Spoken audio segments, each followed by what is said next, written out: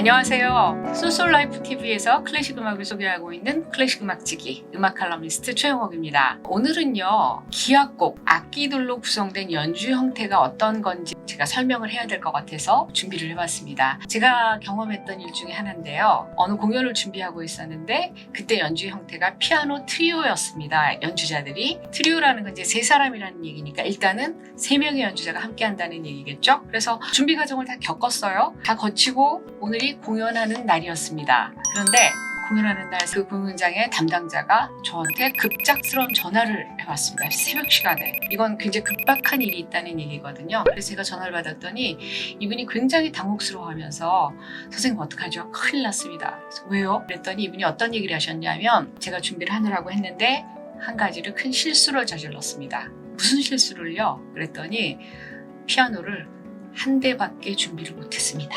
자, 여러분 이게 무슨 얘기인지 이해가 가시나요? 저는 그 당시에 잘 이해를 못했습니다. 이게 조금 일반 분들과 클래식 음악을 잘 모르는 분들과 그렇지 않은 사람들이 갭이라고도 생각을 하는데요. 이분은 어떻게 보면 굉장히 머리가 좋으신 분이라고 저는 생각을 했습니다.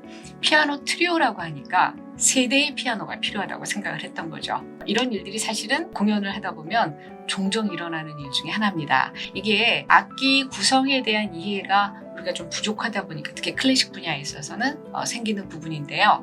기악 악기들이 어떤 식으로 연주 구성이 되는지 우리가 좀 정리를 해볼 필요가 있습니다. 피아노 트리오는요, 우선 피아노는 한 대밖에 있으면 됩니다. 피아노 세 대 필요 없거든요. 그래서 제가 잠깐 요즘 아이들 표현대로 멘붕에 빠졌다가 차츰 그게 무슨 뜻인지 이해라고 설명을 시키고 그날 무사히 공연을 마쳤는데요. 자, 피아노 트리오 하면 피아노, 바이올린, 첼로 이렇게 구성이 됩니다. 그럼 피아노 사중주 하면 어떻게 되냐면요.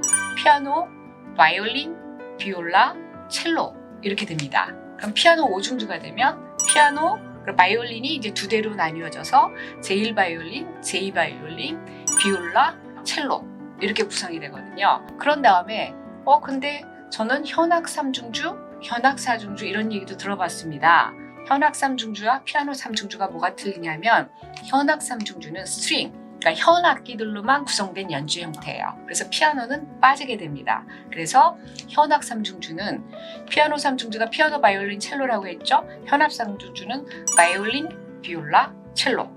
그러면 현악 4중주가 되면 제1 바이올린, 제2 바이올린, 비올라, 첼로.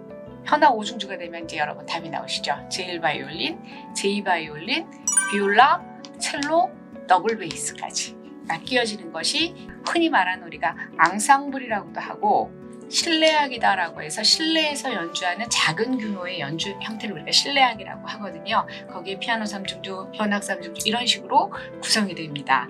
그리고 그것이 조금 더 범위를 넓혀가면 여러분들이 흔히 알고 계시는 협주곡이 생기게 되죠. 이 협주곡은 메인 악기, 그날 주인공이 되는 악기와 오케스트라, 지휘자가 함께 연주를 하는 연주 형태를 협주곡이라고 합니다. 아까 실내악도 소나타 형식에 의거해서 보통 3악장으로 이루어져 있는데요. 이 협주곡도 보통은 3악장으로 이루어져 있습니다.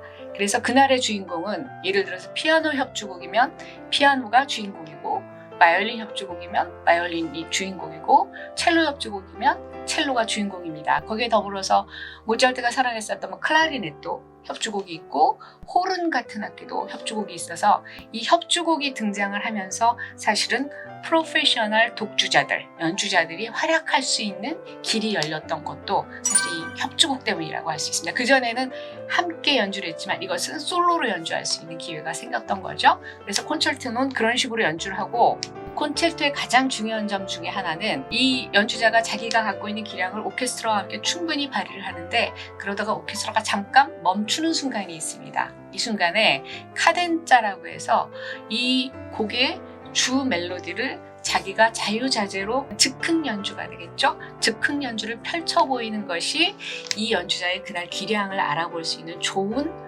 수단이 되기 때문에 이 협주곡의 꽃이라고도 불리는 카덴자가 있는 것이 다른 연주 형태와 틀린 부분이라고 할 수 있습니다. 그 다음에 이제 모든 오케스트라가 한 자리에 모여서 연주하는 연주 형태가 두 가지가 있습니다. 우리 흔히 보통 관현악곡이라고 얘기하는 것들이 있어요.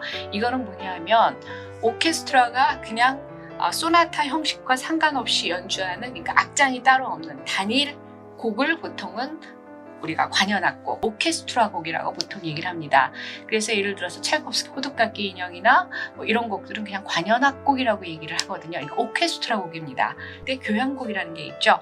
이 교향곡은 반드시 소나타 형식, 1악장, 2악장, 3악장, 4악장 또는 5악장까지의 형식에 의거해서 1악장은 보통 빠르기, 2악장은 보통 느린 악장, 3악장 이제 점차 빨라지고 4악장, 5악장은 클라이맥스로 이루어지는 형태로 이루어지는 것이 이 교향곡의 연주 형태입니다. 그러니까 관현악곡과 교향곡은 완전히 다른 형태의 연주 형태고요. 작곡도 이제 다르게 된 부분이라고 할 수 있죠.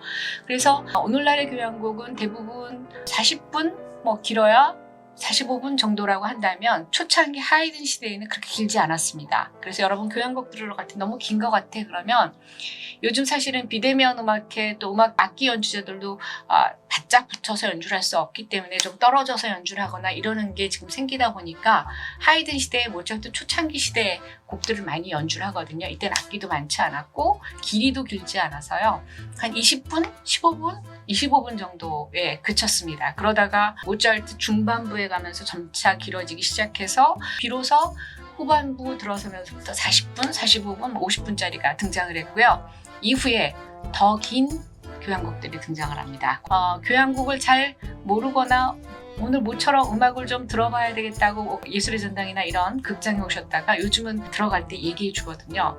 오늘 곡은요, 1악장은 몇 분이에요. 오늘 이 교향곡은 전체 5악장인데 55분입니다. 1시간입니다. 이렇게 설명을 해줘요. 하우스 매니저가. 그러면 사람들이 되돌아가는 경우도 있습니다. 기악곡을 지금 쭉 설명해 드렸듯이 독주도 있고 이중주도 있고 하지만 지금 말씀드렸던 대로 독주 스타일 또 실내악 스타일 이 교향곡이나 관현악곡 스타일이 기악곡의 큰 갈래라고 보시면 여러분들이 보시는데 큰 문제 없으실 거고요. 악장과 악장 사이에는 박수 치면 안 된다는 거 제가 예전에 말씀드렸죠. 그래서 모든 악장이 끝난 다음에 박수를 치게 되는 것이 이렇게 기승전결이기 때문에 그래서 오늘은 악기 연주 형태에 대해서 알아봤습니다. 감사합니다.